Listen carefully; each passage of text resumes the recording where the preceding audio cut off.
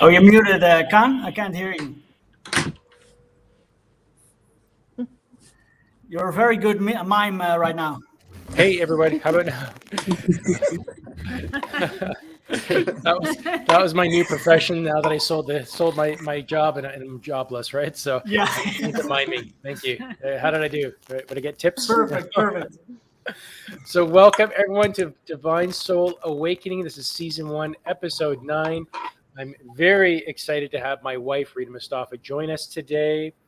And today we are talking about nutrition for those awakening into this new realm and supporting the body nutritionally as it's changing and getting vibrational. So first question is, how is everybody doing? Whoop, whoop. Great. Yeah. Doing great. Do I have a delay here?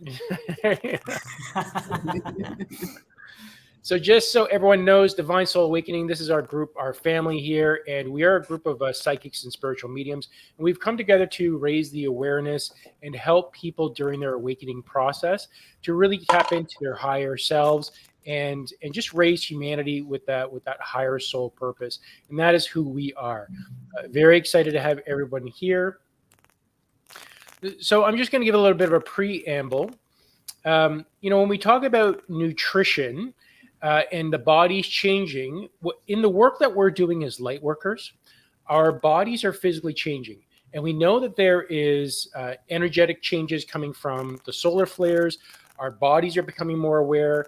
This is a result, the molecules within the system are becoming more high vibrational.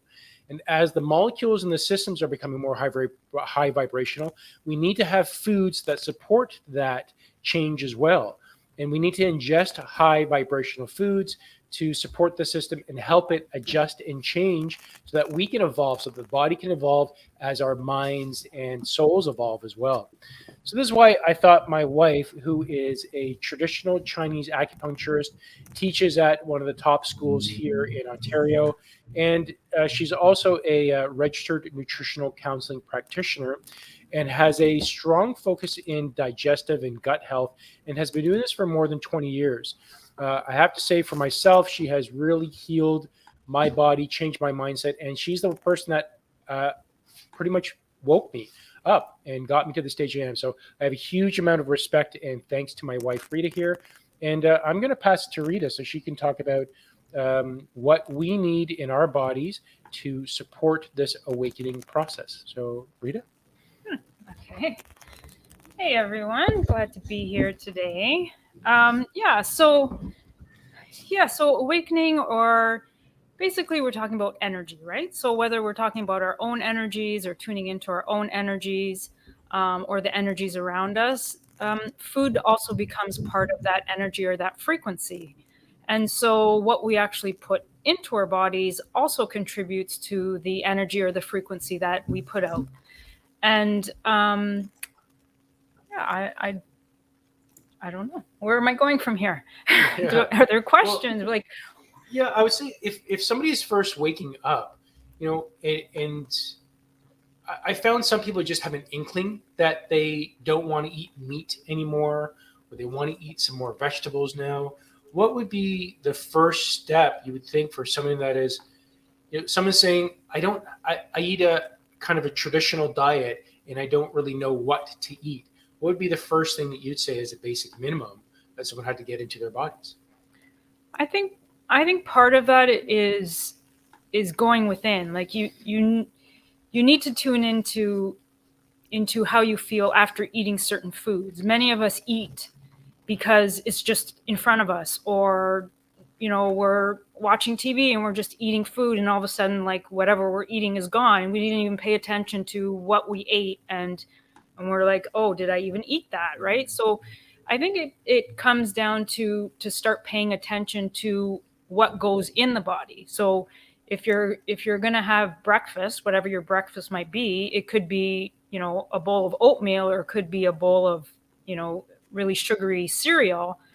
But, if you take the time to like taste what you're eating and then recognize how you feel, even within like half an hour after eating that, right? So maybe the bowl of oatmeal will make you feel satisfied, and you can just go about your day. You're not looking for something else. Whereas when you're eating the sugary cereal, maybe that makes you think like, oh, I need something else, or I'm hyper now, or whatever it may be, right? So it's just tuning in to whatever it is you're eating, and just pay attention to what it's doing inside the body, or how it's making you feel. What about your mood? What about your energy level? What, are you feeling, that you need like something else? You're not satisfied, so you just keep looking for more and more to satisfy you, but you don't even know what your body is looking for. So it really comes down to, I think, is just paying attention to what you're eating and how it makes you feel once you've had it. So we want to make this an open discussion for everybody. And if you hear something or have a question about it, let's just bring it up into the forefront of conversation. We don't want to really make this a formal thing, because a lot of people know stuff. But if something comes up, and I see, Martine, I see you got your finger there. So let's just make it just an open discussion. Yeah. And anyone that has questions, post it up. Let's talk about it. Like I said, Rita has a specialist in digestive health and has a vast amount of knowledge and experience with a number of clients that she's had over the last 20 years. So really nothing is off the table. And finally, we actually have someone that's licensed in insurance that can ask these things and can do it safely. So Martine, over to you. I do have a question. What would you recommend, I should say, to someone who does have digestive issues, like something like diverticulitis? I had that a couple of months ago, and so now I have to watch what I eat in terms of like things that are small, like certain nuts, and I can't eat popcorn and things like that. So what would you recommend for someone who has a digestive issue like that? Yeah, so the basic thing to focus on is the inflammation. So you can have diverticuli in the large intestine and not have it be infected, right? So, but something triggers, or there's enough of an inflammatory response that it triggers infection or inflammation. So yeah, it really that's goes trying not to eat anything that will trigger it. Right. So what were the triggers? What was it that started that cycle of inflammation, then infection, and the other things you're experiencing? So I would say to work backwards and look at, okay, am I perhaps eating, does my diet have a lot of inflammatory foods to start with? Right. And in my practice, the inflammatory foods are dairy, eggs, wheat, gluten. It could be corn. It could be soy products. So, if we look at, of course, sugar and processed foods, but, so how much of your diet includes those foods? And if the majority of the diet comes from, let's say, a traditional North American diet, which is most likely wheat-based and animal-based. So those are things that could be contributing to inflammation. That could be contributing to the inflammation. So those would be the things I would look at first. Right. If let's say you're not doing any of those, you have a pretty clean diet and you still end up with digestive issues, then it's also about making sure that the gut is healed. Because, you think going back, even when we were kids, like how many times have we been on antibiotics? Or not just kids, but even as an adult? Yeah. Or, are we drinking chlorinated water? Are we, eating foods with lots of pesticides and additives and preservatives? These are all things that, weaken our digestive system. So sometimes we avoiding those foods are great, but we also have to go in and heal the gut. So that's where, foods that are rich in nutritional values, so more raw-based green, like leafy greens and nuts and seeds. In your case, it would have to be like a nut butter or something like that instead of the actual seeds. You need to go through like an elimination diet to find out what it's actually bothering, or you can have. Yeah, so some clients I'll actually just put them on an anti-inflammatory diet, which basically means cutting out the majority of foods that tend to promote inflammation in people. Not to say that all those foods are bad and you shouldn't eat them. The ones I mentioned before, like wheat and eggs and dairy and things like that. But some people will do what's called an elimination diet. So they'll take out, I see this a lot with like people who have skin issues, like eczema as an example. Like wheat and dairy are the two worst foods for people with eczema. And so they'll do an elimination diet by eliminating either one or two of those foods. And for a period of time, like we're talking 30, 60, 90 days probably. And just to see how the body does, right? So generally when you stop putting those inflammatory foods into the body, then the body has a chance to heal. If we never take a break from it, the body can never get into a healing kind of space. So sometimes it's doing an anti-inflammatory diet or an elimination diet can help you determine if it's specific foods that are promoting inflammation or contributing to the inflammation. Yeah, that's good information. I stopped eating meat about 3 years ago, but I still do eat fish. I stopped dairy, pretty much except for egg whites. Egg white, okay. So I don't know. That could be the inflammatory thing. Yeah, it could be an inflammatory food for you for sure. And then also fiber and sugar. I addicted to sugar, so that's a tough one. Yeah. There are foods that are addictive, right? So we know about addictive substances like drugs and alcohol and stuff like that, but foods can also have addictive qualities, and sugar is one of them. Yes, coffee definitely. can be also another one for people, but sugar is a tough one because when I start people on an anti-inflammatory diet or they're doing a 4-week detox with me, and of course we take the sugar out, and the reactions that people have are funny in a way, but they're not, because it's like it's almost like going through a withdrawal. If you're totally hooked on sugar and you take sugar out, the body goes through this withdrawal, and it's like unhappy and angry and like just moody and just not happy. But it goes to show you how addictive some foods can be, especially refined sugars. Yeah. Beautiful. So Sunflower Skies has a question. She reposted it to what's the best probiotic for digestive and emotional health? Oh, yeah. So probiotics you can get obviously through a supplement, like in a store. There's different forms of probiotics. So you can get like human strains, you can get plant strains, you can get soil strains. I generally use the human strain of probiotics if I'm working with my clients. What does that mean? Human strain. So probiotics are bacteria, right? So it's live bacteria, and it basically means the original bacteria was sourced from a human. I don't know if it would be cells or human bacteria. And then in a lab it gets cleaned up and it just replicates, and then it becomes this. So it's called a human strain of bacteria. So, and the reason why I like that one, I find you don't need as much in terms of like billions, right? So you can go to the store and you can get some probiotics that are 10 billion, and then there's some that are 50 billion, and some that are 100 billion.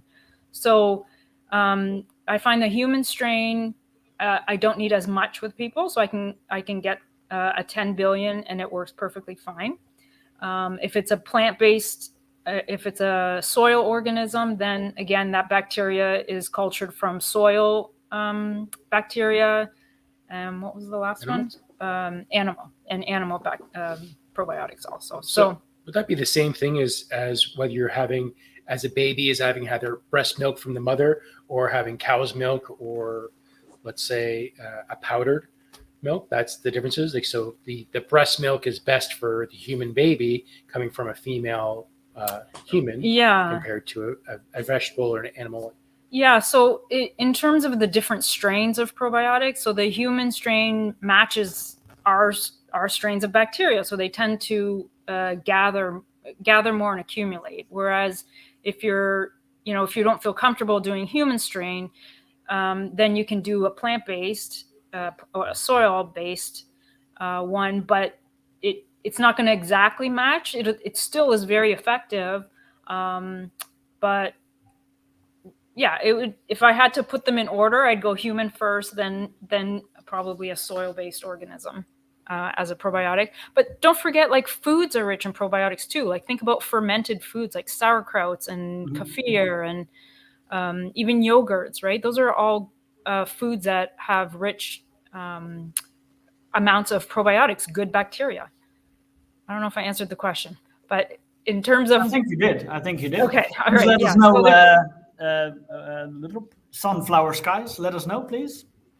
And Jenny is asking, should we take probiotic daily? I do. Well, daily for me means Monday through Friday. It's just my routine. So it's just part of what I do when I start my day. But yes, I would say just for general health, if you're not doing fermented foods, then I would definitely be supplementing. It's just good bacteria. So you can't really overdo good bacteria. You can overdo good bacteria. You get a little gassy and bloated. That's how you know if you've done too much in terms of probiotics, but that's the worst of it. So if someone gets the flu vaccine or they have antibiotics from the doctor, that reduces the bacteria as well? Antibiotics for sure. So so antibiotics is going to disrupt the good bacteria in the body. It can't distinguish between good and bad. It's an antibacterial, right? So its job is to kill bacteria. So if you're on an antibiotic for some reason, you can still take a probiotic. You just don't take them at the same time. Some people prefer to wait until their antibiotics are done, and then they want to do like a high dose of probiotics, and that's fine too. But yeah, after antibiotics, the research that I follow shows that if someone's on just one round of antibiotics and they don't replenish with foods or supplement probiotic, then it takes about 18 months to replenish that good bacteria. So you can imagine, like with kids especially, so kids that get chronic ear infections, which is very much linked to wheat and dairy sensitivities, but kids who get these chronic ear infections are on antibiotics, and then 3 months later they're on antibiotics again because they just keep getting these ear infections. So unless the parents know to put the good bacteria back in and to switch out the foods that are causing the problem in the first place, there could be problems for sure. But yes, so I would say take it daily. If you're on antibiotics, you're going to take a lot more. Yeah. Beautiful. Let's see. And then we have Tina, and she's saying, can you recommend a resource like a book or website that we can go to when we want to eat something that might specifically target an emotion or physical ailment? Is her question. Ooh, okay. Let's see. A website. That's a good question. I can't think of one off the top of my head, but if I do, I'll bring it up. Of course. Yeah. So I think, if you that's kind of step one. If you kind of can recognize that you have cravings for something, or if you can recognize maybe a chakra is out of alignment, then you can use foods with those colors, right? So if the root chakra is out of balance, then eat a lot of red foods. Or if your throat chakra is out of balance, what is it? Red, orange, blue, light blue. Yes. So if you can tune into where the misalignment is, then you can, if it's chakra related, you can think colors. If it's craving related, you can think, okay, if it's sugar, then maybe it's pathogens we need to clear, or maybe it's we're using it as a stimulant, like our brain needs it more than we need it. Or sometimes we crave in Chinese medicine, we have our 5 elements and they relate to different organs. So sometimes people crave sour foods, and that might be a liver thing. So you might tune into that. Or if you really like I don't know, salty foods, then that's related to kidneys. So Okay. probably be a combination of different websites. But if I think of something specific, I'll mention it. Perfect. We'll post it in the comments afterwards. Yeah. Let's see. I've got a question, guys. Rita, would you be able to comment on raw milk and whether that is inflammatory as processed milk? Obviously, there's bacterial story behind that as well. And Right. also, in terms of if people are sort of being, for want of a better word, steered away from eating meat, is there anything particular from a gut health perspective that you could suggest in relation to B12 absorption? Because obviously B12 is a big issue with vegans and vegetarians to a certain degree. Okay, so the first part was the raw milk. Yeah. So raw milk definitely has more benefits to the body than homogenized or processed milk, and that's one of, I think, besides the protein aspect. If someone is specifically sensitive to the protein in milk or dairy product, it probably will be slightly better if it's a raw milk. But in general, milk would probably just promote inflammation if the protein or the casein is what they're reacting to. If you have access to raw milk, in Canada it's illegal to have raw milk or to sell raw milk or to even buy raw milk. So it gets, unless you have your own cow, I guess, or goat, or your own animal that you can actually get milk from, you definitely would be better if you can get raw, if you're going to consume raw, or if you're going to consume milk in general. But definitely anything pasteurized, homogenized, that form of dairy is going to promote inflammation for sure. Just a little sidestep on that, and we have the same issue over here. And obviously, there's sheep milk, goat milk, and other milks to be had. But we get around it by saying we're going to feed the milk to our cat. Oh, we don't have a cat, basically. We don't- But nevertheless, Yeah. you can. If anybody questions you, you can say, "Why should we just buy the milk for our cat?" End of story. yes. And actually, now that you mentioned that, I do see raw goat's milk in the pet stores. In the freezer section of the pet stores. So, there probably is roundabouts way of getting raw milk. I have actually seen raw milks like cheese in stores. So there's that. Yeah. So one little trick that we can use where we are, we're very lucky to have a raw milk cheese manufacturer. Mm-hmm. And every Monday morning he gets several 100,000 gallons of raw milk. So he just says, look, just bring a jug, come along and fill it up, basically. So it's all fine. But obviously these people aren't around everywhere. But there are ways if you are creative with thinking. But thank you for that. Thank you. Remember, we're not private here, Doc, so I don't want the health administration knocking down your door. Okay, but after. sorry. And the second question was about B12? Yeah, B12 absorption. Is there anything particular that you could suggest about maximizing or optimizing that, if at all? Yeah, so B12 is actually a bacteria, and I believe it's I want to say the large intestine where B12 can actually be manufactured in the body, but most of the B12 that goes into our body most of the time will come from animal source, and that's usually because they're just eating bacteria from plants and the grass and things like that. So if someone is a plant-based eater, the absorption of the B12 just has to come from different sources of food. So anything fortified with B12, obviously, taking a supplement with B12. Spirulina is also a source of B12. But in terms of if someone has any kind of digestive kind of issue, so someone mentioned diverticulitis earlier, but IBS or anything where the digestive system is compromised, then the absorption of B12, whether it be through food or supplementation, might not be great. And so I would definitely be working on the intestines. So glutamine is an amino acid which helps with healing the intestinal flora.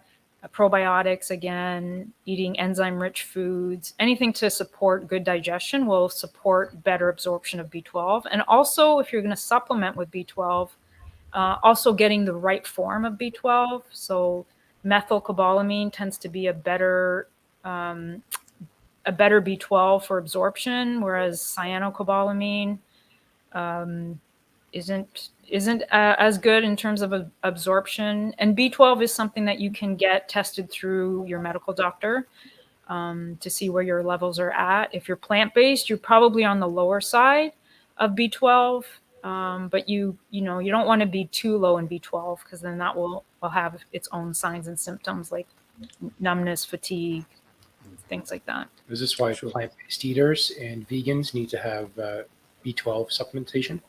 Yeah, so if you generally eat plant-based or a vegan diet, then the body can store B12 for it's got about a 2-year supply, I would say. So if someone goes from being a meat eater to plant-based, they might not even notice that they're deficient in B12 until about 2 years into it.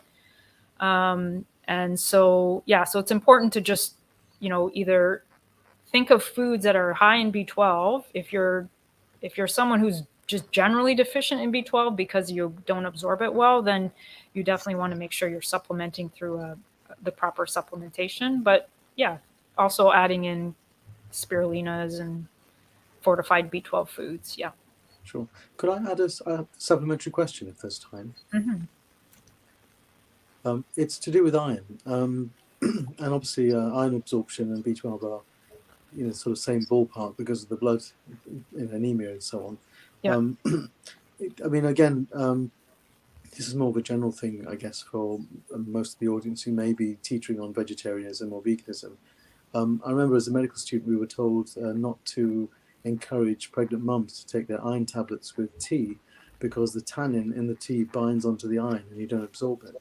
Mm-hmm. And having things like vitamin C improves absorption. Are there any other additional sort of approaches, perhaps is the right word, to improving or maximizing iron absorption that you could recommend, as well as perhaps any plant-based sources? Yeah, so I would say just like any other mineral, it's having good, I would say, again, good digestion, but this time I'm talking more about the stomach. So hydrochloric acid, we need strong hydrochloric acid in the stomach to help break down the bigger minerals, like even calciums, magnesiums, but iron is is important one also. So again, if someone suffers from acid reflux or GERD or those types of issues, which are signs that the stomach doesn't have enough hydrochloric acid, strong hydrochloric acid, then you can be taking the best of supplements, but if you're not breaking them down, you're not going to be utilizing them either. So so it goes back to digestive health, supporting the stomach and making sure you have enough hydrochloric acid. And an easy way to kind of maybe do that, if you're taking an iron supplement and you're not sure whether you have the best stomach for breaking down minerals, is maybe taking some apple cider vinegar in some water along with it, and that will help stimulate the hydrochloric acid in the stomach and then hopefully break down your minerals better. Got it. And do I remember correctly that most of the plant-based sources of iron are so tightly bound they're not absorbed easily? Is that still the case? Yes. So so generally, if someone is iron deficient and they're plant-based, then they end up having to eat a lot of leafy green vegetables to help bump up their iron. Whereas if someone's just a meat eater, they'll just go eat a steak or something, and their iron levels just kind of go up much more quickly. But not to say that a plant-based eater can't get their iron levels up through food. It just takes a little bit more work and understanding of where the iron is and a good gut, basically. That's great. Thank you very much. Thank you. You're welcome. Beautiful. Let's see. We have a question from Purple Heart. Hi, I like to eat a lot of cashews, almonds, nuts, pecans. Can that be a cause for inflammation? Yeah, those are all great foods. We're big nut eaters here also. So yes and no. So if there's already a lot of inflammation, these foods are higher in fat, and so sometimes it just takes a lot more energy to break down those foods. So if there's already a inflammation going on and then you're giving it more work to do, then yes, sometimes it can contribute to inflammation if there's a lot of inflammation already there. But in general, those foods aren't per se like inflammatory foods. It just depends on the situation going on. If there's already a lot of inflammation and you're trying to get your protein sources through nuts, I would say concentrate more on seeds instead. So like flax and chia and hemp and sunflower, pumpkin, and yeah, that's where I would go if there's already a lot of inflammation in the body. Beautiful. Let us know, Purple Heart. Lovely. Let's see. Christy has a question. Christy, fire away. Hi guys. I just wanted, when I started, like I quit drinking coffee and the caffeine, in the past, it's been almost a year now since I drank coffee regularly, and it seemed like the caffeine kept me regular.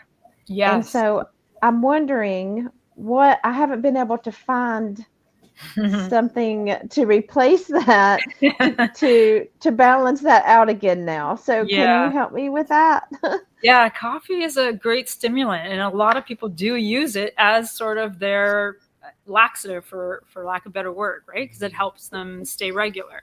So other things that you can try would be magnesium. So magnesium citrate can help in that sense. So you can take magnesium before bed or take it first thing in the morning and see if that helps.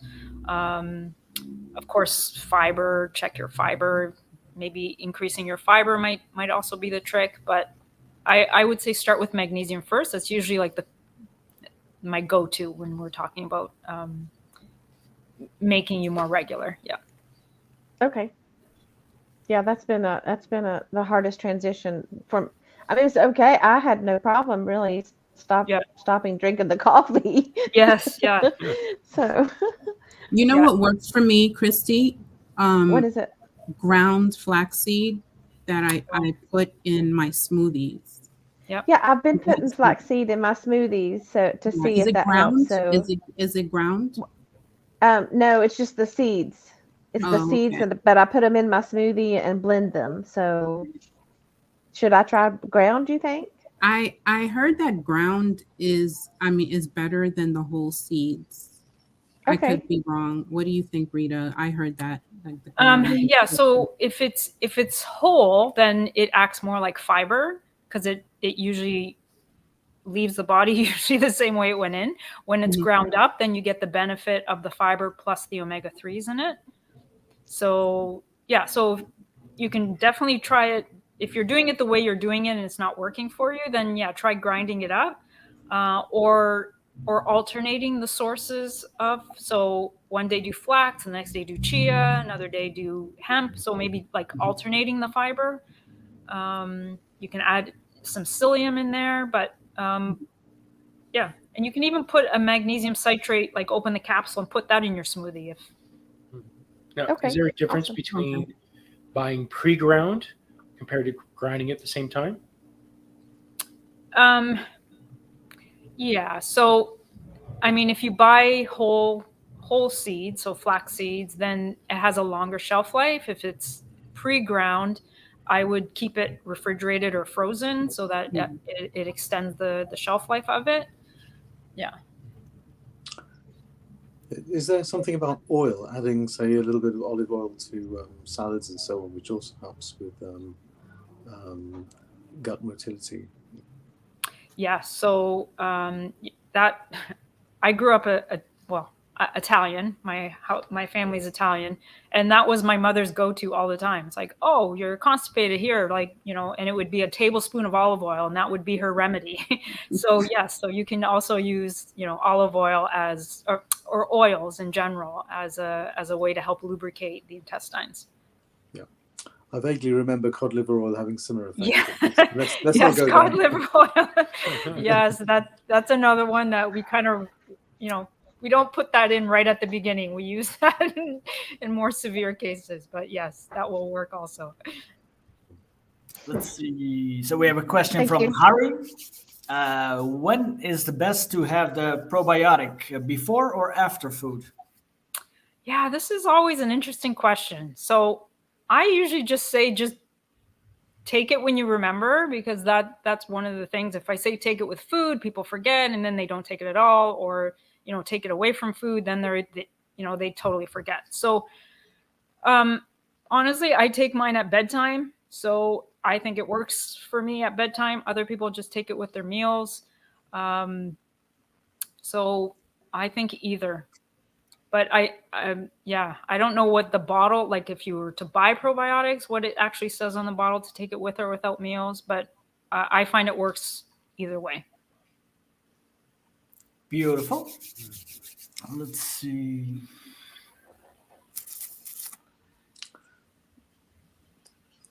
Over here we have Brandita. Do you have any suggestions to boost the circulation in the body with any foods or a particular supplements? I'm trying to help the circulation of Jordan's legs when I do cupping on his area. Any suggestions to boost circulation in the body? So, okay, so in Chinese medicine, we use pungent foods to increase circulation. So think of spices. So, and especially this time of year is a great time to use more, you know, onions and just more pungent foods. So if the question is internally, what can you take to increase circulation, then I would say more pungent foods, more like turmeric and cumin, cloves, things like that. Onions. Maybe curries as well. Yeah, curries. So that can help with circulation inside of the body.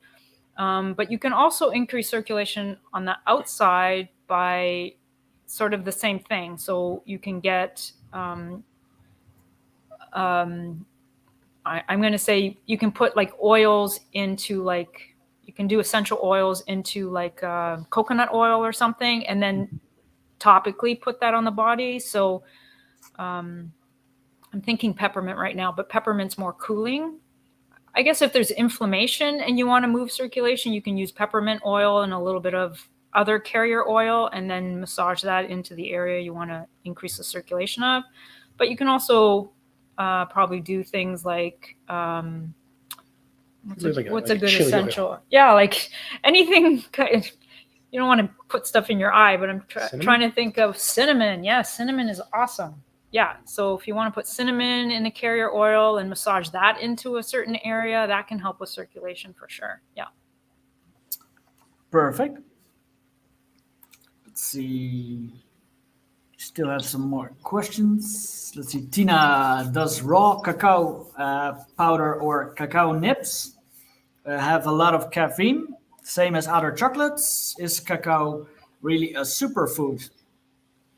Yes, it is. So, so the cacao bean is yes, it does have caffeine in it, but it also has so many other great plant nutrients in it. So it's really high in magnesium. So that's one of the key things when people are craving chocolate, especially women around their cycles.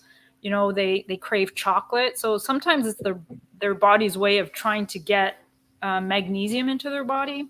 So yes, there is caffeine in the cacao bean. But I mean, how much are you eating? Well, I don't know how much you're eating of it, but a small amount is fine.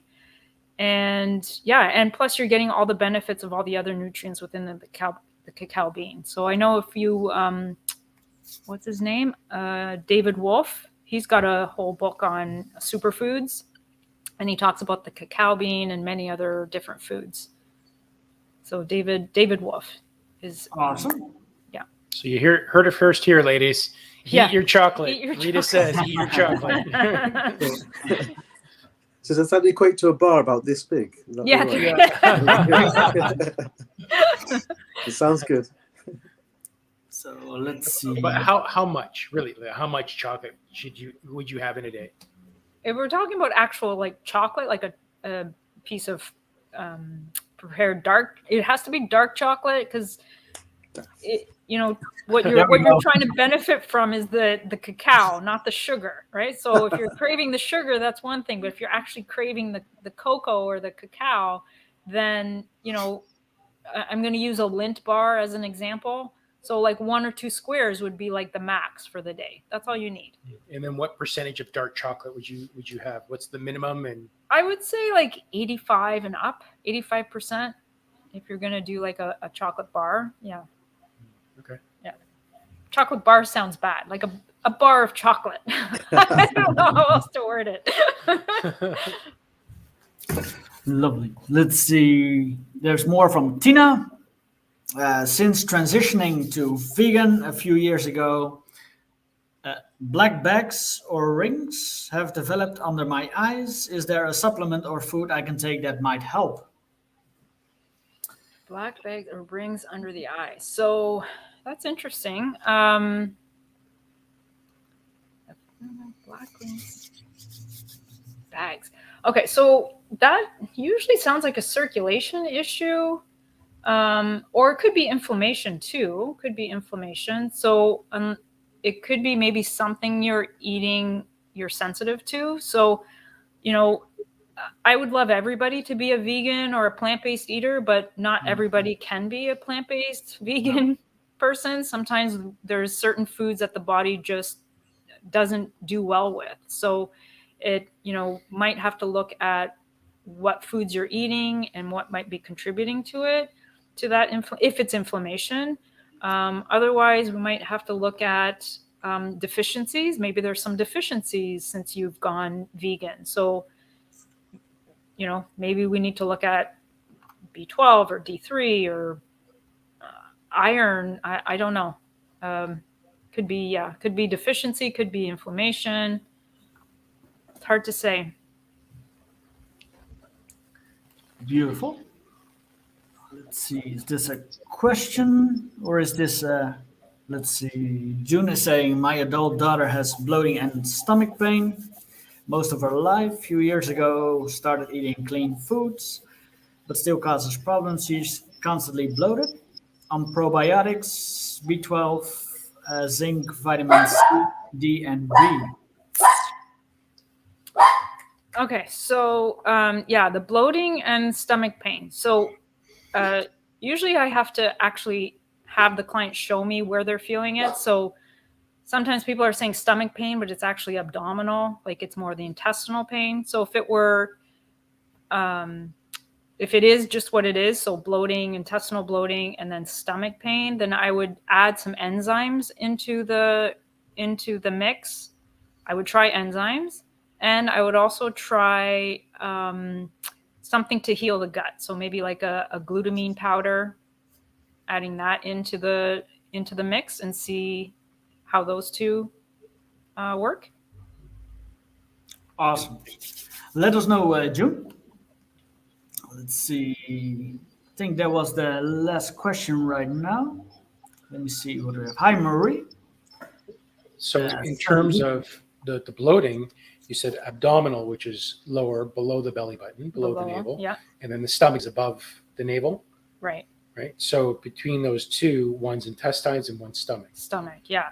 So a lot of times people will come in and say, I have stomach pain, but when I ask them to show me where they're feeling it, it's not stomach, it's definitely intestines. Stomach pain would usually be like you said, above the belly button, and also stomach pain would include things like food that sits in your stomach too long, or you just feel like you're never digesting your food, or you're always burping up your food, or you're getting heartburn, you're getting acid reflux.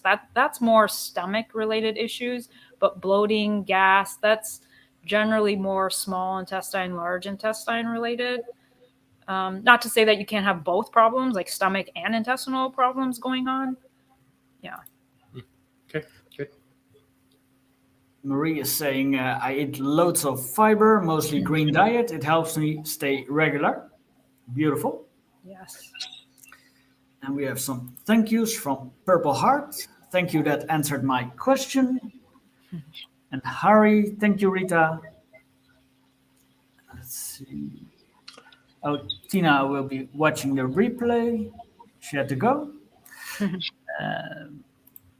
Grandita saying, thank you, he loves curry. Amazing suggestions, Rita. Right on the money.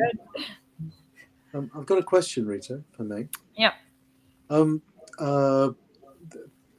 Through other sorts of discussions, we've sort of come to a conclusion or a state where it may be better to eat raw food first before you have a quotes regular meal, maybe with fatty products, etc., so that your intestine has a better chance at absorbing unaltered nutrients and minerals, etc., from the raw food, and then maybe eating a little bit later the proper cooked or processed food.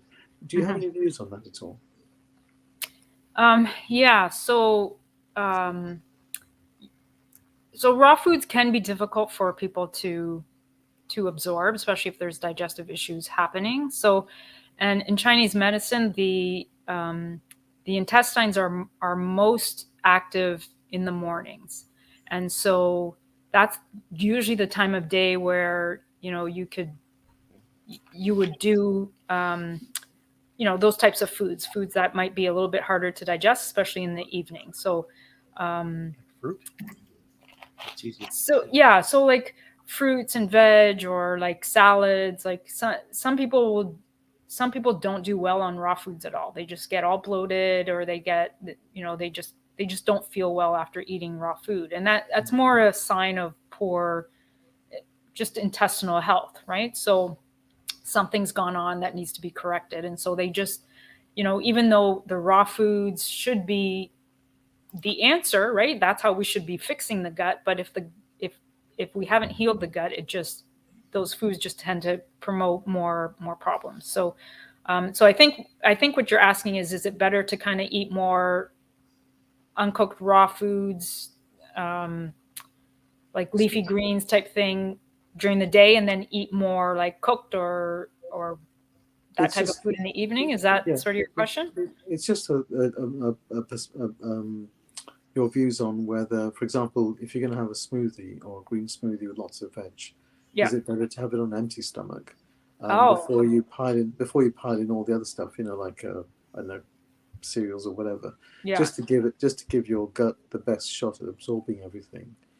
That's basically how we start our day. Like our day is basically liquids. So I start my morning with a protein drink that has its own things added to it, and then shortly after that it's juice with greens and other supplements and stuff that go in it. So I kind of find like putting as much nutrition into the body in the morning is the easiest thing for me. And I'm also not a big eater in the morning. Like I'm not the type of person to sit down and have a nice big meal. Like I have no interest in necessarily eating in the morning. So, and that's just been my routine. And I find that that's what my body likes. And so, if you can put as much nutrition into your body in the morning and then, go about your day and then have a regular meal in the evening, I find most people do well if they can do it that way.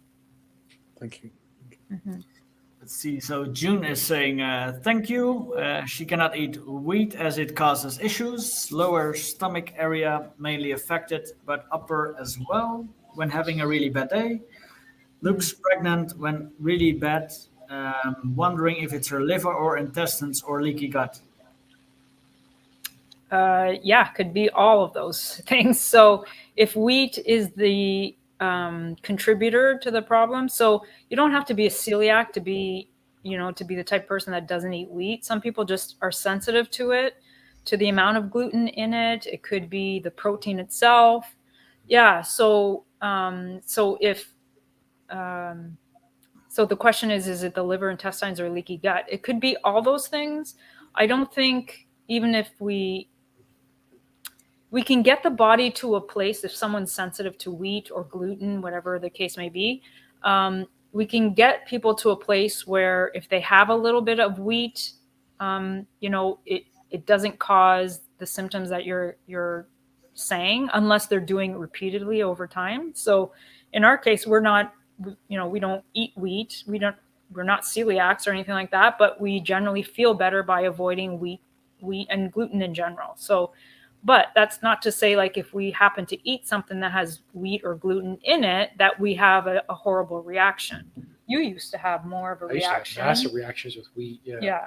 In a very big way. And after now, when I have, it's pretty rare if I have wheat now, but when I do, it doesn't affect me as much. But if I have it on a continued basis or certain types of wheat, then yes, I will notice it. That I'll feel bloated for a few days, at least 2 days. I'll feel a little bit bloated, and I know I'm having a reaction. And mainly it's because I've had it out of my diet. I stopped hitting myself in the head with the hammer by not eating it, and then now as soon as I start hitting myself in the hammer again by having something wheat based, it immediately shows up because that hurts. Like I don't like that. Yeah. So having it out of my system for a long period of time, I needed that to realize that this is bugging me. Yeah. Yeah. So that goes back to also that elimination diet that we talked about earlier. Sometimes people will avoid it for like 2-3 days. We'll avoid a certain food for like 2-3 days. And it's like, well, I didn't notice any difference. That's because it takes a long time for the body to clear the inflammation in the first place. And then, and so that you can notice a reaction. So, if you've avoided a certain food for 30, 60, 90 days, the next time you introduce that particular food, you will almost have an immediate reaction. So in the case of gluten being the problem, the wheat, they mentioned wheat. So if wheat, that particular food is the issue, then you just have to take it out. You have to let the body heal. You can't put it in like once a week and expect the body to heal if you're constantly putting it back in. So if it's a true sensitivity to that particular food, then you just take it out altogether. There's lots of alternatives, but it could be many things that's causing that sensitivity. So if it's a leaky gut, meaning that particular protein is escaping into the bloodstream and causing inflammation. If it's the liver that just can't, process the inflammation, and the other part is the intestines. The intestines might just be too sensitive to gluten. So it could be all those things. I know. I also noticed region made a difference. So having wheat here in North America, and then when we were in Nigeria for a spell, and when we were in Nigeria and had the wheat there, it didn't bother us at all. But the wheat here in North America, it definitely is overprocessed, or how the seeds are manipulated before being planted. It was a big difference. So I think it depends on where you are too. Yeah, in North America, the gluten content of our wheat is now something like 30 times what it was like 50 years ago. So whatever they've done to the wheat here in terms of it's not GMO, it's called selective breeding. Yeah, exactly. Yeah. Let's see. So Hari is saying, I don't tend to mix my raw food with cooked food in one meal. I usually wait for about 1 hour or so before eating my cooked food. So that's... I've also told a lot of people to do 51% raw, have their plate to be at least 51% raw, at least during the transition. Is that bad advice? Because we're talking about mixing raw and cooked. I never really thought about that much. Doc brings up a good point as well, and as well you. I you know what? I think it just is going to depend on the person. Some people can mix and it has no effect on digestion, and other people are going to have a hard time. So I think it really just depends on the person and their digestive system, how sensitive it is. But yeah, I like the idea of having raw food with each meal, but if you can't tolerate the two together, then you might need to separate it out. Yeah. So that's something else to be aware of. Yeah. Interesting. Mm-hmm. Let's see. So June was just adding, sorry, I failed to mention she avoids wheat and gluten already. She avoids wheat and gluten. And with the leaky gut. the leaky gut, yeah. So if the bloating is still there, even after avoiding the wheat and the gluten, then it could be other food sensitivities or the fact that the gut needs to be healed. So would she benefit from something like an elimination diet or an anti-inflammatory diet?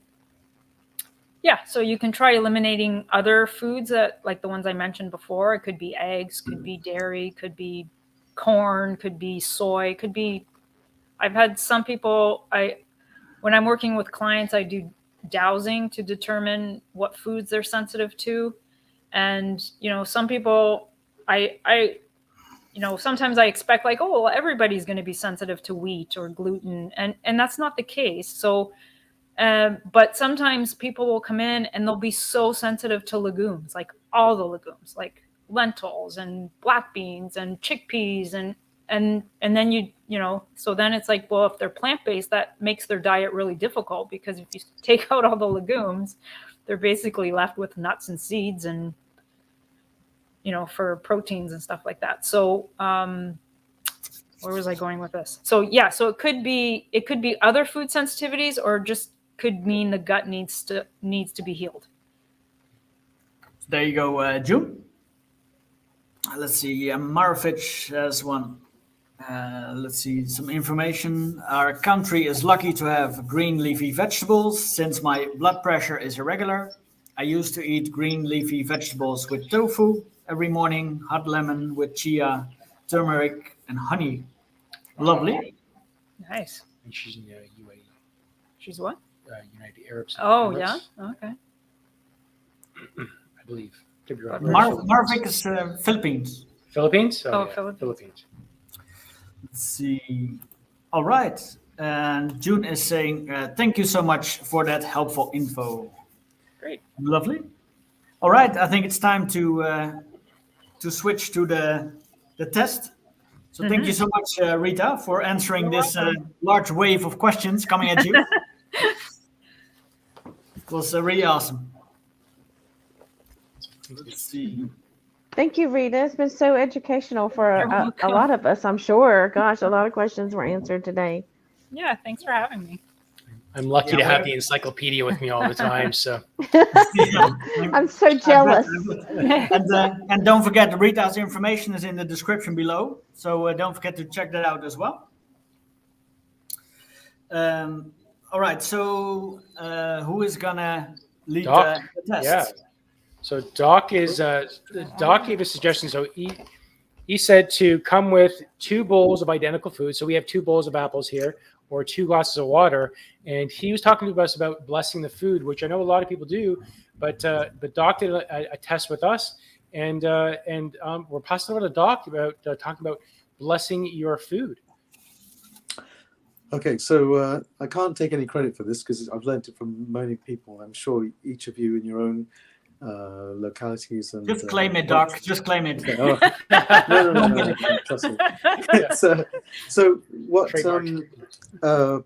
I'd like to do is to see whether or not you notice a difference when you bless the food, or particularly send it love. And it's your own palate, it's your own food, so there's no right or wrong answer. It's just to see. It's a bit of fun, just to see if it makes a difference. So. Just to give you an overview, there'll be a little bit of box pattern breathing just to get you relaxed and focus your attention on the tip of your nose. And then I'm going to ask you to channel, for want of a better word, energy or love from your heart down one arm. So you can make it, just say, for example, it's your right arm, okay? And I want you to use the right arm to then send that love or bless the food with that. Now, what you need to do is to separate the two sort of bowls or glasses, so that you've got perhaps one you might call A and one you might call B. So in your mind's eye, just separate the two, and B will make it easy. That's the one that's going to be blessed. Okay. Now, if you have somebody else in your room that can try it, then that's great. But if not, then you'll have to leave it to your own sense of taste and smell as to whether it's made a difference. But we'll come to that a bit later on. Okay, so that's the overview of the whole thing. It shouldn't take that long. And the reason why I mentioned the right hand is because that if as I go through this, will be the hand which I'd like you to channel that energy through. Your left hand, I'd like you to think of it as a sensory body. So before we do this, I'd like you just to feel what it feels like, to place your hand over the bowl, over the cup, and sense what the food feels like before you do this.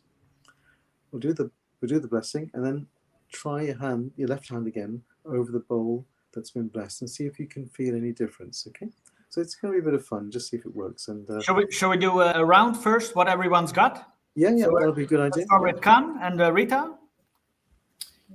Yeah, we have apples today. I Apples. can bring that in close. We got some apples. Lovely. Martine. Oh, you muted, Martine. Okay. Crackers. Crackers. Okay. Okay. Doc. Gin and tonic. Sorry, no. My wife's watching. Wrong. I knew it. I knew it. No, my wife's watching this. I'm in trouble now. No, I haven't got anything here. So, over to Christy. Christy. I have cherry tomatoes. Cherry tomatoes. Nice. Okay. I have two bananas, but do I peel them already or?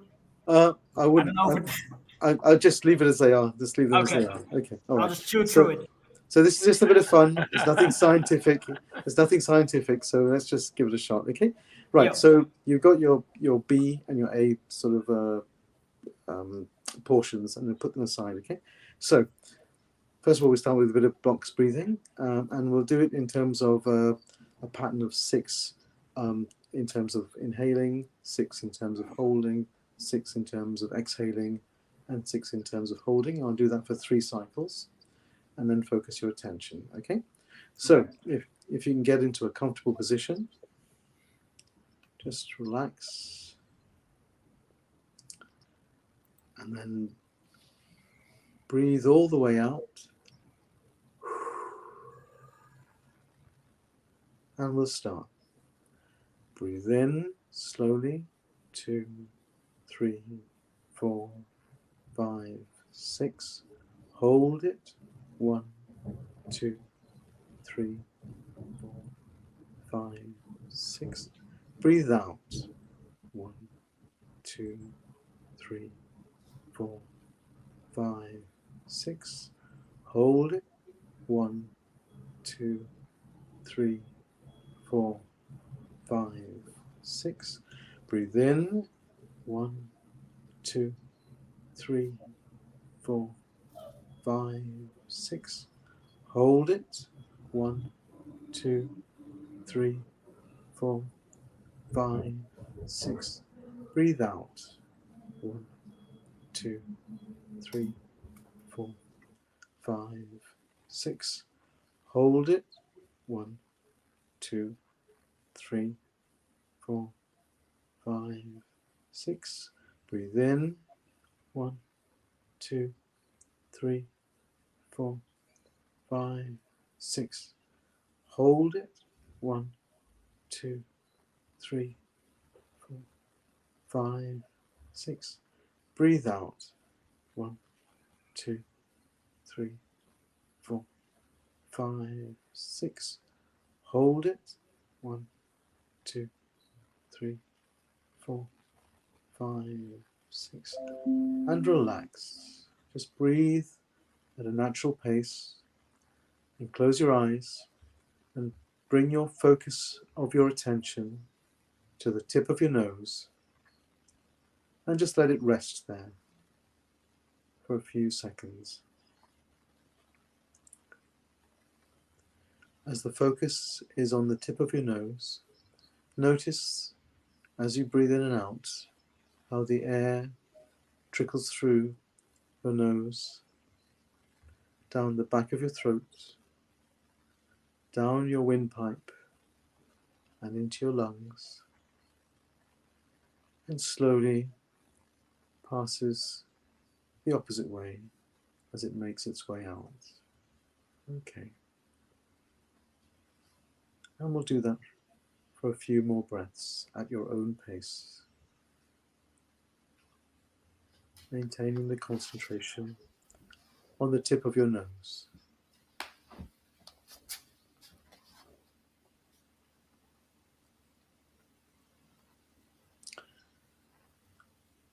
Now, I'd like you to move that focus from the tip of your nose through your nasal passages, under your eyes, and into the center of your brain where your pineal gland is. And just keep the attention focused there, just in the middle of your brain.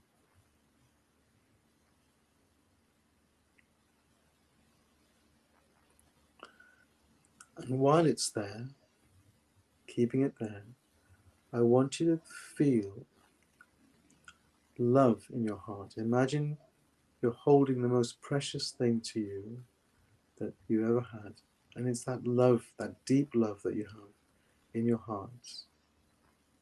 And you can feel the warmth there, possibly your heart chakra opening up.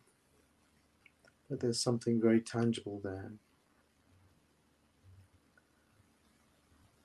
And now I want you to make that warmth, make that energy into a ball of pink light, of unconditional love. And with your focus and with your superpower, that is your energy, you can move that ball. It goes to the center of your chest, up to your throat,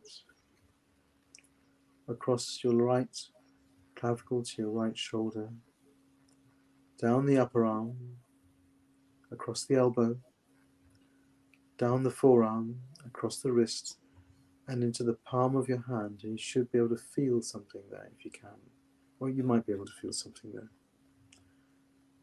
And as you notice that ball of energy, I want you to move your hand over the water or the food that you've labeled B.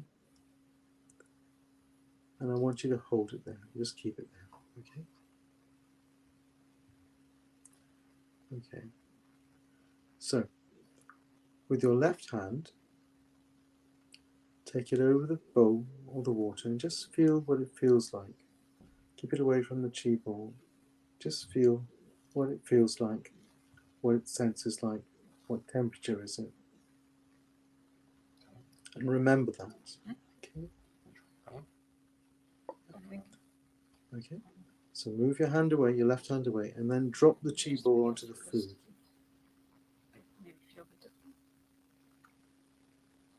And then bless it. Give gratitude to Gaia, to Mother Earth, for all of the love that she's given, and to the Father Son for all of the energy that he has given, that's created that food. And just let it rest.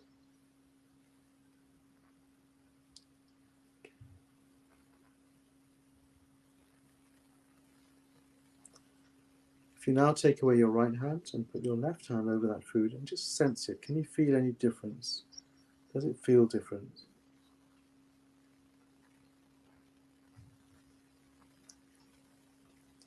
Perhaps in the palm of your hand you might sense something.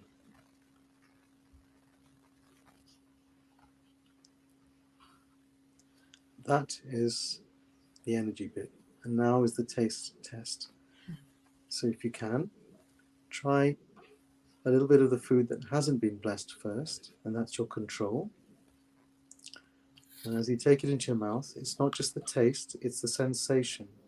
What does it feel like? Yummy. What is the characteristic of that particular food?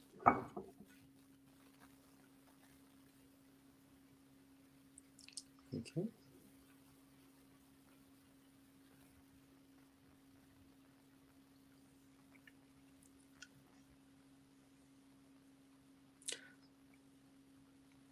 Ideally, we should let that rest and swallow it.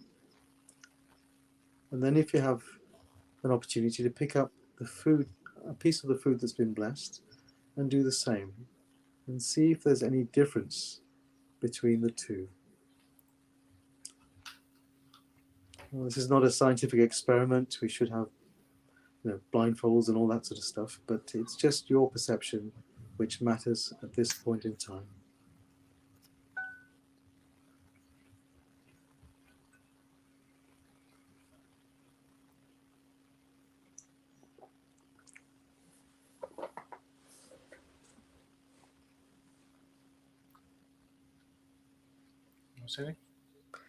And that's it. So over to you, Yeli, if you want to go around the room and just see how people felt or tasted it, if there was a difference. Well, with my hand, when I put my left hand over it, I did feel a slight increase in temperature. I don't know if that was the idea, but that's what I was sensing, was picking up. Slight, but yeah, definitely felt a little bit different. With the food, I don't know, but my taste my taste buds may be off. I don't know, but yeah, that's what I really sense with my left hand when I put it over the right bowl. Thank you. Khan, Rita, how about yourselves? My energy is strongest out of my left hand, so I definitely felt more with my left hand. Food wise, so the unblessed one, great apple, very good tart, but then the blessed one was sweeter and juicier. Both tasted good, but I could definitely tell the difference between the sweetness and then how much juicier it was than the first bite I took. Yeah, I'd say I had the same experience. It was definitely the blessed one was crisper, juicier, and sweeter. And we're talking about the same apple here. No. Right? Okay. Martine? The crackers that were blessed tasted like lighter and like more buttery than the ones that weren't. They were kind of dry to me. Cool. Awesome. So I did feel something going on through my left hand. I did feel energy. Oh, that's interesting. Okay. Yeah. Thank you. Christy? When I did the test with my left hand before the blessing, it was I didn't really notice anything, temperature-wise, energy-wise, or anything. And after we blessed it, I had a tingling sensation in the palm of my hand. And as far as taste-wise, the blessed one was far sweeter. It was much more sweeter than they both still tasted good as far as the blessed and unblessed, but the blessed one was more sweeter. That was the biggest difference I could tell. That's very interesting. I can't quite focus on the little texts coming through, but if the we'll just put it up later. No worries. Yeah, sure. Yeah. It's just fascinating to hear all of you noticing the difference. Now, obviously, this is not a blinded case control study from a clinical perspective, but if it's worth repeating, it might be worth having somebody else who's not known what's going on to come and check the food and then give you an opinion. But your sensations that you felt were exactly what I feel. I feel heat and tingling whenever I've blessed food. Mm-hmm. And it's particularly, I just find it particularly with live food when I've made a salad and I've blessed it. I can actually feel the energy sort of coming off it, which is really quite surreal. And we're all sort of picking up on a similar sort of nuance, if that's the right word, in terms of how it appears. But yeah, that's fascinating. Thank you very much for being guinea pigs and taking the trouble. But I'd be curious to know how the audience. Shall I just put up the comments? Yeah, and we'll go through them. Let's see. So the first one's from Jenny. She says a definable taste difference in my water. Let's see. And she's saying energy felt like a light, steamy sensation. Let's see. Then we have for Marnie. She's saying the blessed water was definitely colder for her. Okay. Oh, that's cool. Yes, in more ways than one. Yeah, exactly. This was very interesting. Thank you, Doc. Let's see. And Harry is saying, I used water in the little experiment and can taste the difference. Awesome. Let's see. And Grace is saying, I definitely noticed the difference between the two foods. Blessed one tasted tastier and sweeter. Yeah, maybe it's because I have bananas or something because they're really sweet. I don't know. I don't know why I didn't taste a difference. But yeah, just me. Let's see. Yeah, so that was the last comment. So, Doc, this breathing, I mean, it was quite a bit to do the box breathing. And so you do the box breathing. Is there a difference between the type of breathing that you might do, whether it's a box breathing or just settling yourself down? That's a very good question. I mean, to be quite honest, normally when I do this, I don't do the breathing thing. It's just to get everyone centered. Because what I wanted to do was to see whether you could sense, if that's the right word, the energy shifting in your body and then coming out through your hand. That's what I did. But normally I just sort of center myself and then just bless the food when I do it, when I remember to do it. So I guess, with yourselves, each of you knows, each of you is an expert in your own body and how the energy feels within you, and you can find whatever works for you, and that's the trick. I can imagine in different cultures, in different societies, from different religions, they may be words or techniques that are used by particular people from wherever they come that more or less do the same thing. But I just found that my hand does the job pretty neatly in the scheme of things. But it's very interesting to hear how similar our responses are, although it's not a double-blind controlled study, so we can't really say for sure. Yeah, I definitely noticed the energy difference, even though it is live food and it's fresh, that the vibration, at least what I felt, was higher in the blessed food. It definitely woke it up. Now, I had to admit, if I had to do the box breathing every time, I probably wouldn't do it. I'm too lazy and I'm too hungry. I forgot that. Blessed, just eat. Yeah. So what Harry and I do, apart from this blessing thing, is we also, when we're, for example, picking fruits, we also say thank you to the tree. And quite often the tree answers back, basically. But it's just that gratitude, and gratitude, as you know, is another form of prayer. It's just a way of sending some energy back to the universe and to its source in terms of where the stuff comes from. So Harry is saying the box breathing is one of the breathing techniques used to calm, relax, and center oneself. It's part of one of the breathing exercises in yoga. So a lot of us are regular meditators, and we can kind of get into that centered calmness in one breath. Yeah. So really it's a matter about getting centered and calm and getting into your heart and to be able to then do the rest of the steps and feel that. So I guess over practice, you could probably do this quite quickly then. Oh, yes. Yeah. I mean, it's personally, the way I used to do it when I first started was actually just being grateful to Mother Earth, Mother Gaia, for all of this fabulous stuff that she grows, that we are part of, but as time has gone by, it just becomes automatic, and you can do it fairly routinely. But like you, there are times I forget to do it. I can assure you. Right.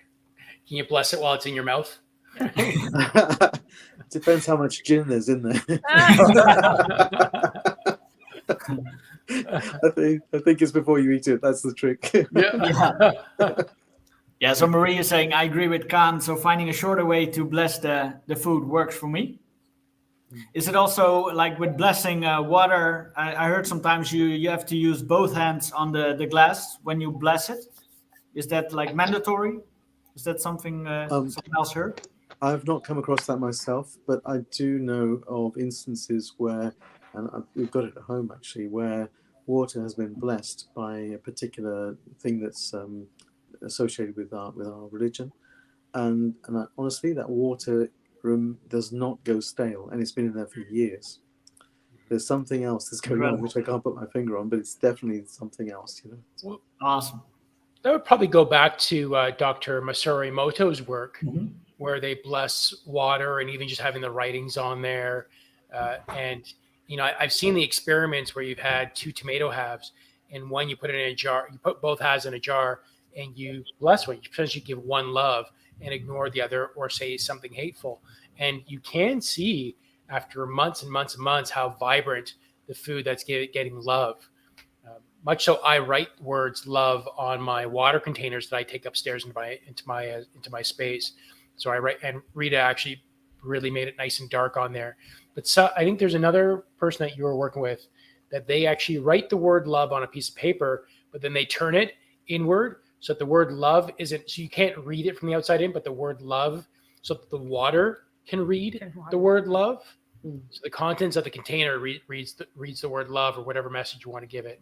So that was another alternative. But in my mind, it doesn't really matter because energy is energy, and it has a diameter and space to it as well. That was really cool, Doc. Thank you. I've heard McDonald's fries don't go off as well if you leave them out long enough, but that's another story. They're pretty blessed. Yeah. They're blessed by the golden archers. And let's see. So June is saying, I've heard about that as well, about the plants being loved and one another not being sent love. Absolutely. William Michael Forbes, he had a big leaf that fell off one of their plants, and he kind of showed it to us. And it was quite green and vibrant and alive, and it looked like it just fell off, but it had been off the plant for about 6 weeks at that point. It was quite remarkable that it was, and it had been sitting in the sun, and I think he kept it in a jar or something like that, but it was kept alive and quite vibrant and rich in color. There are I wouldn't say schools of thought, but there's certainly people who believe that if you think about when you have edible plants in your garden, what we traditionally do is just dig the whole thing up and then eat it or whatever. Mm-hmm. But there is a school of thought where actually you can just take a little bit and then just carry on, say thank you to the plant, and then let it carry on its own way. So you can extend the life of these plants in the soil far beyond their natural lifespan. And there's a similar type of beekeeping, which is called natural beekeeping. I'm a sort of a haphazard beekeeper. We've got bees at home. But the idea is you only take a bit. You don't completely wipe out the whole hive and take out all the honey, and you let nature come back and bounce back. So there's something about this which maybe in time to come will become more commonly undertaken, where you just take a bit, you're grateful for it, and say thank you. So Harry is saying the water Doc mentioned was in a room where prayers had been recited. It wasn't touched by anyone. To me, is the intention and projection and projecting that intention. Beautiful. Very interesting. How one does it may differ. But I think, like Hari said, it's the intention and projection Absolutely. that goes there. So and of course we know intention has no limit in space. Mm-hmm. So it really, where is that intention? So even as as a parent, and you're thinking about your kids away at school, you could actually probably bless that ahead of time, or absolutely project that intention. Lovely, I love it. Thanks, Doc. Mm-hmm. Thank you, and thank you for taking a leap of faith in terms of trying this. Okay. Oh, it's fun to do these things. Absolutely, love it. Doc, I just wanted to say real quick, my granddaughter came in here, and she didn't know what I'd done, and I had her to taste one of each. Yeah. And I said, is there different? Do they taste the same? Or are they different? And she said she didn't know which was which, but she said the blessed one tasted better.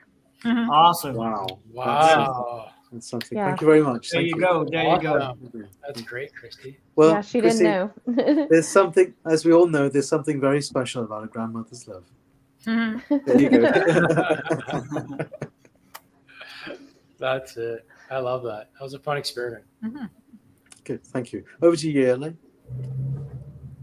Yeah, I don't see any new comments right now. Perfect. Good timing. Yeah, I think so. I think it's time to hand it over for the closing words. Khan? Yeah. Well, thanks everybody. I definitely want to thank Rita Mustafa for being here, and I'm very lucky to have my wife who's awoken me and taught me quite a bit without actually pushing anything on me. This is just who she is. So I'm extremely grateful and thankful to my wife for being here. And if anyone wants to reach out, Rita, or take a look at her cookbooks, or just check out her site. On her website, she has a lot of vegan recipes, a lot of various options on there, and just a lot of good information. So Rita does a lot of distance work. She works with dowsing and to work with people. So she works for people all over the world. So it doesn't matter where you are. So check her out if it interests you and you're connected. Moving on. So Martine, what events do you have coming up this week? Nothing much. Nothing much right now. Now you've been posting some cool stuff on your YouTube though. Yeah, I've been posting some card readings, and I recently posted a beginner meditation. I think I mentioned that last week, but nothing right now thus far. So, but subscribe. Go ahead and subscribe so that you always know when I post a video. Yeah, so please. So this is being broadcast on all of our channels here. Rachel was unable to join us this week as she's taking care of some personal matters, but we're going to be back next week with a brand new topic.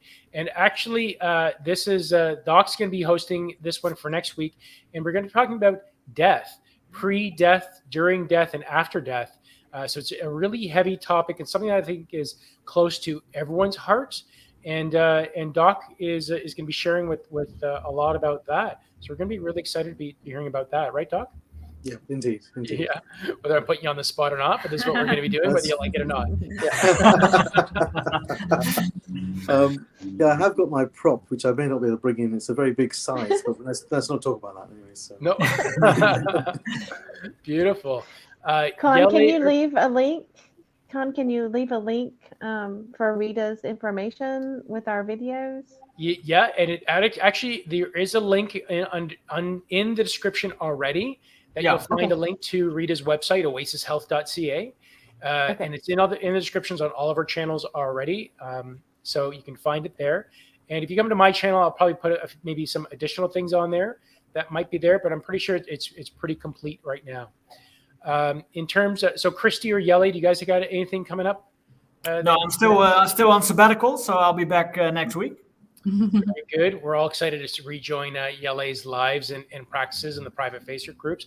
And myself, I'll be back live at 12 midnight tonight on the 1 Billion Strong channel to continue uniting the unconsciousness to love around the world. So I do that at 12 noon and 12 midnight every day, Eastern Daylight Time.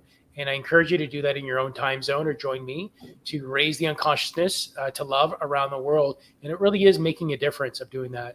And then I'll be back on Friday on my channel, back with Channeling Eric and Channeling Friends to answer your messages and provide guidance. So that's what's going on my side. Anything else you guys want to say before we close it up? I actually have a free online cooking class this Saturday where we'll be making donuts from my pumpkin cookbook. So this is one of my cookbooks there. Let me just make you bigger for a second. There you go. The pumpkin cookbook with pictures. Lovely. Yeah. So if anybody wants to do, it's gluten-free vegan donuts. If anybody wants to follow along, it's a free class. We can put info on you can link some info to it. I'll put some link. Yeah. So you can come to my YouTube channel for that description, or I'll share it with these guys and see if they're able to add it or not. And Rita is also the author of 4 cookbooks. If we can see that. So she's a busy gal, busy gal. And she's now working on a raw one. She's going to be putting together all the raw recipes into a book as well. So I'm excited for that. That's going to work really well for Chico and his Sun Food Living program. So good. Thanks. I really forgot about you. That's a typical husband, right? Always forgetting about the wife, and she always remembers me. Typical. Very typical. Take a lesson for this, guys. Take a lesson, especially doing it on live camera, recorded for everybody. This is proof positive that she'll be able to use against me in the divorce. Yeah. All right, beautiful people. Okay. Thank you all again for joining us. I hope you enjoyed, Rita, and let us know if you want to do more of these guest events. And if you have any ideas or certain topics that you want us to share, again, please go to all of our YouTube channels. Please just like and share this. And this battery is about to die on this computer, so let's end it. Yeah, so if people have ideas or anything as well, just put it in the comments below. That's the easiest way. That's Beautiful. Thanks, everybody. Love you. Everyone, have a great day. Bye. Take care. Bye. Love Bye-bye. you.